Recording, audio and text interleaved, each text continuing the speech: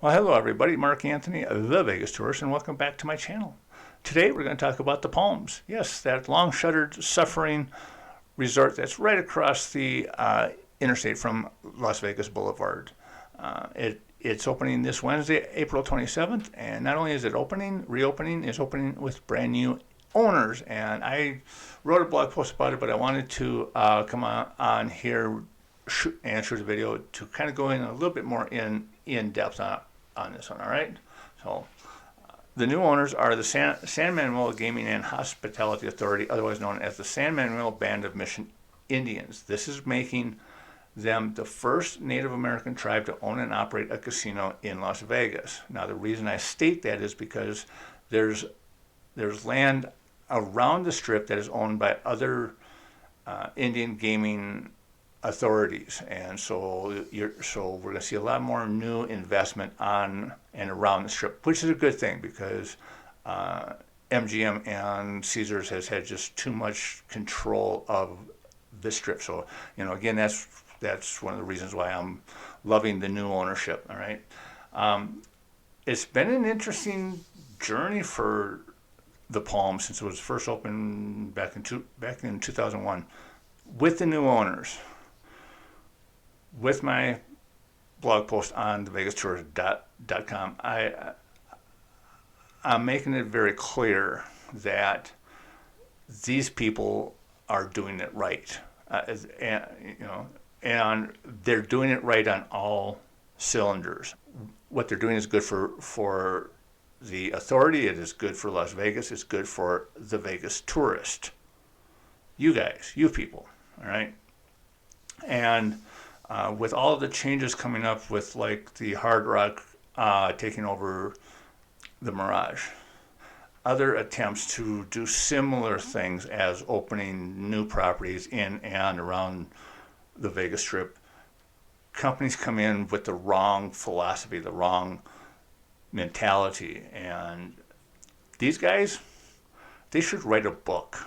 They should write this as a manual. This is how we opened the Palms, and give it to other people like the Hard Rock. Okay, the Hard Rock hasn't even taken the keys to the Mirage, and they've already screwed it up. They're just making stupid mistakes based on their ego. And the San Manuel Gaming and Hospitality Authority has avoided everything that was wrong, and they've done everything that is right. If any of this makes sense, all right. November 2001, the Palms opened up. It was a single tower, but that didn't matter. Almost upon immediately opening, it became a hit. Not only a hit for the tourists, but as the locals and the Hollywood jet set that had previously called the Hard Rock their Vegas home. The Hard Rock being 3 miles off of the Strip, all of a sudden you've got this place that's closer to the Strip, closer to the action, and it's just, that's where people wanted to go. That's where you went to see and be seen. All right, that was the Palms. The Malou family were the majority owners of the property. Now, the Malou family are a Las Vegas-based entrepreneurial family, and they have their hands in just about every type of a business industry there is. But most importantly for the Palms, they were locked into the celebrities of the Hollywood scene. They were locked into the music scene, the hip hop, the vibe, whatever was going on in the music scene. They had their fingers in it, and they tapped into that contact list, that black book, or whatever you want to call it, and said, "Hey guys, come to Vegas and let's have a good time at our hotel." And they came. All of these celebrities came, and they kept coming. That just helped make this place hot. I mean, it rocked 24 hours a day, 7 days a week. Now, the really cool thing about the Palms being off the Strip, the only way that the normal tourists could get there was they had to take a taxi. Well, with the taxi cab mafia, it was like a $15, $20, or $30 cab ride from like the Bellagio over to the Palms. So they also knew they had to tap into the local market. So they had a movie theater. They had the Brandon Theater. I think it's 12 screens. Plus it was an IMAX theater. And on top of that, they had a family-friendly food court. They had a really cool sports book. They had a pocket-friendly buffet. So the locals could go in there and they didn't feel left out. They didn't feel like, they were second-class citizens. They could go to the movie. They could have a nice meal. They could have a date night and still feed off of the vibe that was coming off of the main part of the gaming floor or the high-end nightclubs or the high-end restaurants. So they tapped into both of those markets, which are very, very important. Now, in 2006, with all of this going, they opened up a second tower. This was even more luxurious than the first tower. They called it the Fantasy Tower, and that's what it was. I mean, this was just off the charts fantasy tower. It had a state-of-the-art musical venue. It had even hotter nightclubs than the first tower. The nightclub up on the top floor, the roof opened up. You had a Playboy Club. You had a Hugh Hefner suite, which was 9,000 square feet, 2 stories. It could hold, I think, 600 people or something like that. I mean, this was just off the wall, off the charts fantasy. You could rent a suite that had a half-court NBA basketball court in it. One of the suites had a bowling alley in it. Another suite had a full-fledged recording studio. Now this wasn't just a tiny recording studio where, the garage band could go in and pretend they were famous. Famous people, Britney Spears and others, recorded albums in that studio. The reality show Real World, they did an entire season in their suite. Okay, so I mean, this was a fantasy tower. It was amazing. Now, this had it going on 24/7. I am serious. It didn't matter what time of the day or night you were there. Something was going on. Somebody famous was there. I mean, it was party central. Well, in 2008, they broke ground for a third tower, and this one was a new condominium tower called Palms Place, and it was literally attached via a moving sidewalk to the casino. And this was supposed to be the getaway place for Pamela Anderson and all these other big name celebrities that wanted to party in Vegas, but they wanted a place to just crash, and that's what the Palms Place was supposed to be. And then the market crashed, and things just went from bad to worse. Okay, now the Palms Place is still open. In fact, I think they're doing a remodeling of the rooms right now, so you can still rent these really nice condo suites that overlook the Vegas Valley, which is beautiful. Okay, but anyway, as far as the Malou family, this was their cash cow. All of the other businesses they were involved in were suffering from the market crash. All right, mismanagement during that time, and they started to miss bond payments. All right, well, that's not good. And by 2011, they were over-leveraged and began to seriously miss the debt payments. And the Maloufs were forced to sell their majority ownership to the Texas Pacific Group. Now, up until that time, you saw George Malouf, one of the brothers. He always reminded me of Danny DeVito in a suit, but he was always on the gaming floor. He was always out there shaking hands, and all that. When they became 2% owners, he kind of vanished, went to the back office, and then he just vanished. All right. Well, the new owners came in and they did what everybody does when they take over a business in Vegas. They think this is a normal hotel. This should run just like a Holiday Inn or a Motel 6. And they started to make changes. They didn't understand that Vegas is a different universe. Vegas is a different market. We are a universe all by itself. So the changes didn't do very well. People abandoned ship. It was just a mass exodus of people, both guests and staff. And so finally, they just gave up on it. And in 2016, one of the other minority partners, known as Red Rock Resorts. Now, Red Rock is known locally as the Stations Casinos. They are a family-ran. They are the largest owners of off-the-strip resorts that cater to the local population. And they spent $300 million and they bought everybody out.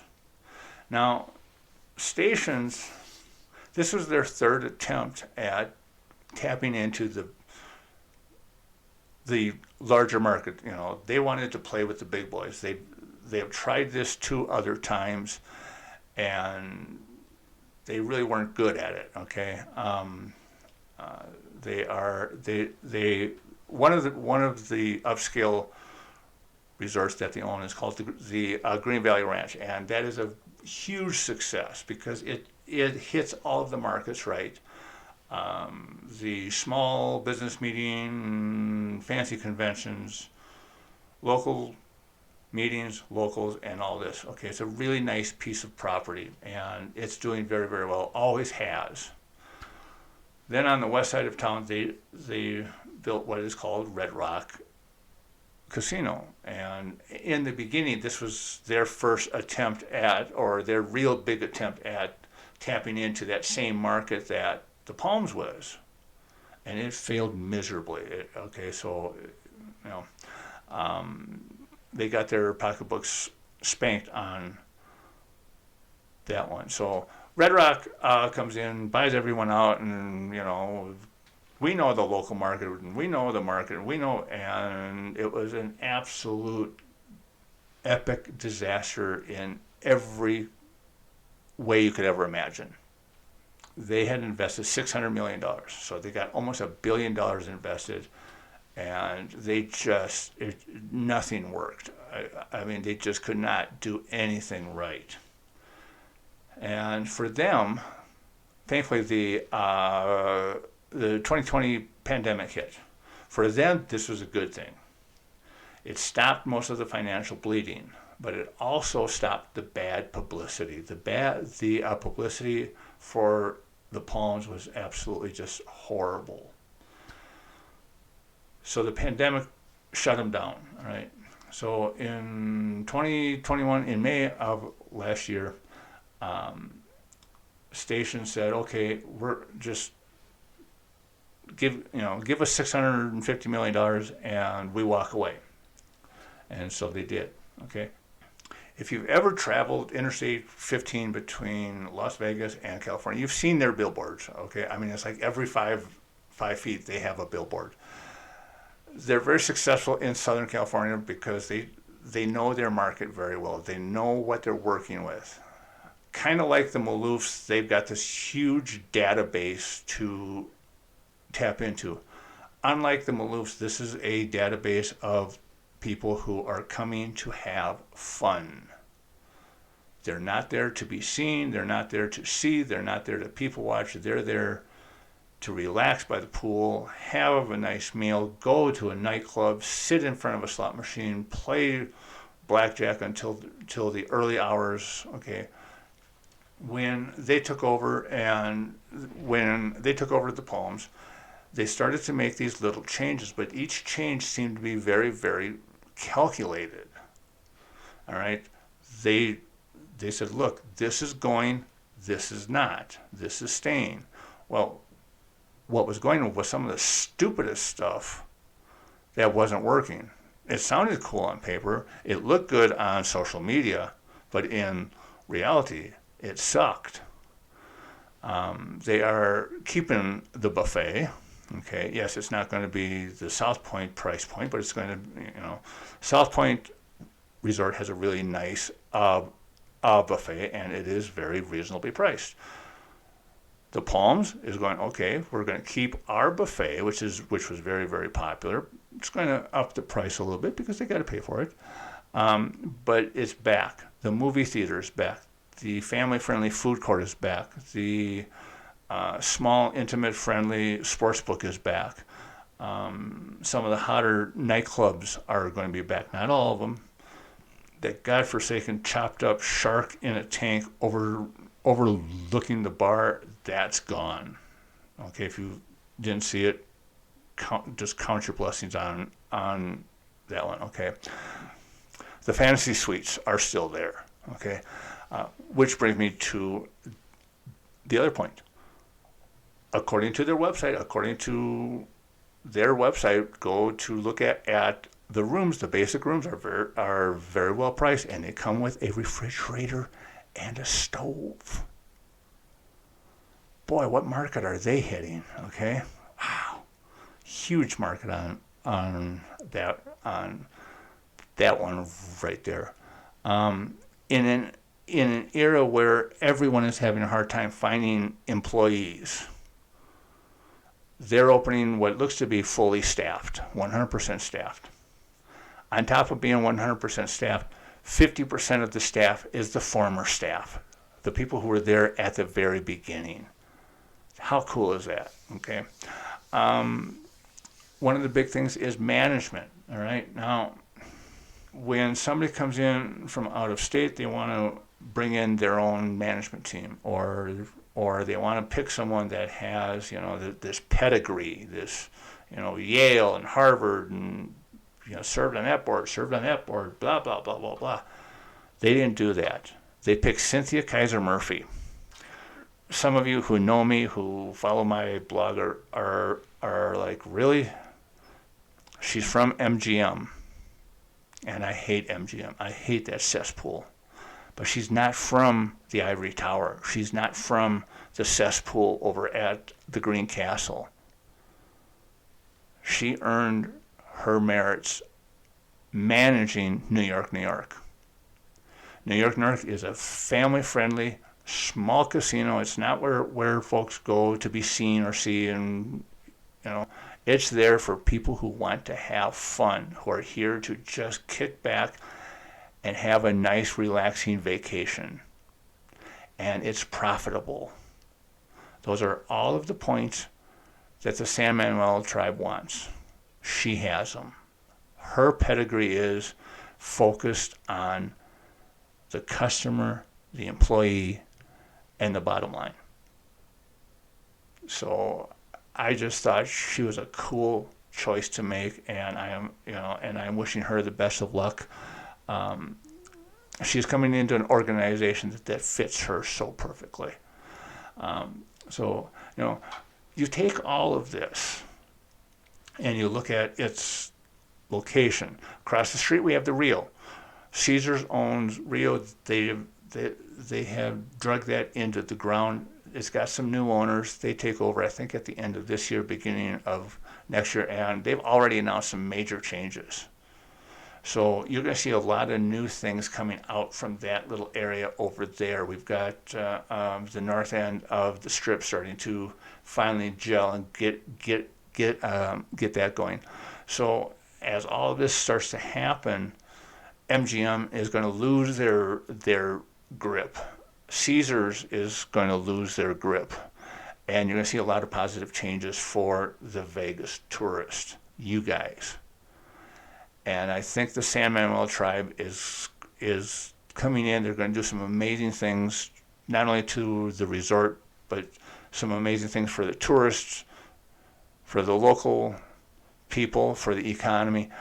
I mean, I keep saying this, they're doing it right. And for somebody coming into the Vegas market, they are coming in without the ego that the Hard Rock did and what Virgin did and what other ones came in. They came in with their ego out on, they just wore it for everyone to see. and these guys are not doing it. All right, so this is a good thing. All right, so seriously, I am looking forward to the grand opening. It's going to be awesome. I would really like to know your thoughts on it. Leave me your comments and your questions down in the show notes down below. And I am Mark Anthony, and I will catch you on the next video.